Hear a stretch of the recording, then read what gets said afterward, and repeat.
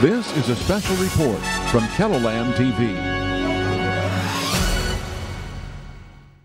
Good afternoon. I'm Don Jorgensen. Following breaking news out of Lennox where there's been a shooting. We understand there is a news conference underway at this minute. Let's take that now live and listen in. As we speak. That's about all I can give you. This is Sheriff Dennis Johnson. Is there anything you want to add, Dennis? No. The identity of the suspect is unknown at this time, and whether or not the other scene that we have multiple investigators at, whether that is connected to this or is the suspect, we don't know. So as of right this minute, we cannot confirm that. So we possibly do still have an armed suspect on the loose until we can confirm whether or not there's any connection to this other scene. Can you kind of recap what you just said about regarding what happened with this shooting? Earlier this afternoon, a gunman entered the Sioux Steel building back here, and 2 victims were shot. And we're working on this crime scene. We've still got a lot of work to do here into the night. We got another crime scene south of town.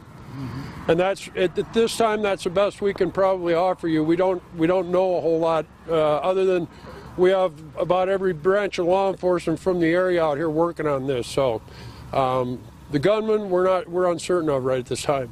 Do we know the conditions of the victims at this point? I can't release that. I do not know for 100% sure right now. They're being attended to. I guess I can tell you that. They are being attended. So they were alive when they left?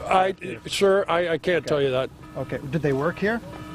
I believe both of them. I'm not 100% sure, but I believe both of them were employees. Yeah, and that's about all I'm going to tell you. Okay. Okay. We'll let you know more as we find out stuff. Okay. Sir, can we get your name again, please? Orville Jorgensen. I'm the chief of police here in Lennox.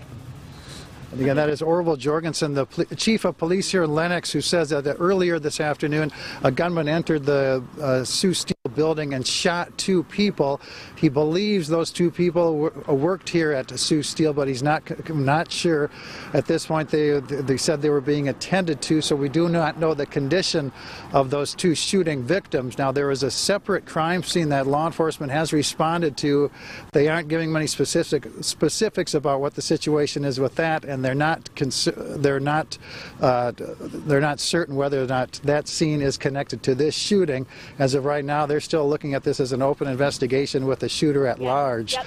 But there is another situation involved south of here, and we understand that the lockdowns of the school is still in effect.